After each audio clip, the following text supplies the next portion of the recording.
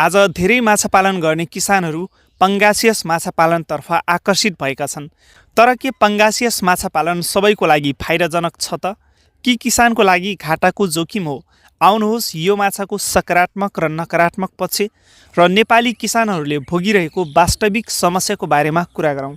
सुरुमा यसको सकारात्मक पक्षबारे कुरा गरौँ। Number 1, fast growth. पंगासियस माछा एकदमै छिटो बढ्ने माछा हो। यो माछा 6 देखि 8 महिनामा नै बिक्रीको लागि योग्य हुन्छ। नम्बर 2, कम ठाउँमा धेरै उत्पादन। यो माछामा हावाबाट सिधै अक्सिजन लिन सक्ने क्षमता हुन्छ, जसले गर्दा सानो ठाउँमा धेरै सङ्ख्यामा माछा पालन गर्न सक्नुहुन्छ। नम्बर 3, काँडा कम हुने। यो माछामा मसिना काँडाहरू कम हुने भएकोले खानालाई एकदमै सजिलो हुन्छ, जसले गर्दा बालकदेखि वृद्धसम्मका व्यक्तिहरू एकदमै मन पराउँछन्। Number 4, high demand. नेपाली बजारमा बोनलेस माछाको रूपमा यो माछाको एकदमै राम्रो माग छ। त्यसकारणले धेरै किसानहरू यो माछा पालनतर्फ आकर्षित भएका छन्। अब यसको नकारात्मक पक्षहरू, किसानका समस्या र चुनौतीको बारेमा कुरा गरौँ। नम्बर 1, महँगो फिड। पंगासियसलाई उच्च प्रोटिनयुक्त फ्लोटिङ फिड चाहिन्छ। नेपालमा दानाको मूल्य लगातार बढिरहेको छ।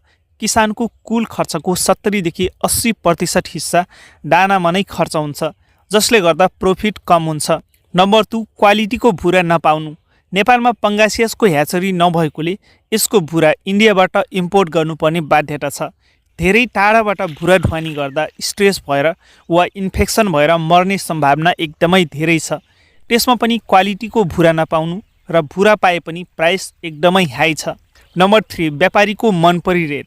नेपालमा किसानले होइन, व्यापारीले रेट तोक्ने अवस्था छ। त्यसकारणले नेपाली किसानहरूको अवस्था एकदमै दयनीय छ। नम्बर 4, व्यापारीको सिन्डिकेट र कम प्राइस। जब किसानको माछा तयार हुन्छ, व्यापारीहरू रेट घटाउन अनेक चाल चल्छन्।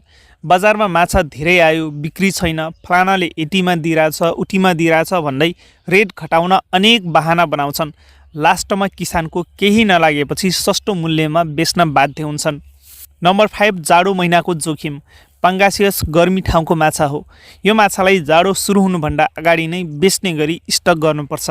जाडो महिनामा पानीको तापक्रम कम हुँदा पंगासियस माछामा फङ्गल, ब्याक्टेरियल इन्फेक्सन हुने, सुस्त हुने, दाना नखाने र मर्ने सम्भावना एकदमै धेरै हुन्छ। तराईमा पुस माघको जाडोमा यो माछालाई बचाउन त्यति सजिलो छैन। यदि मङ्सिरभित्रै माछा बेचिएन भने किसानले ठुलो क्षति बेहोर्नुपर्छ।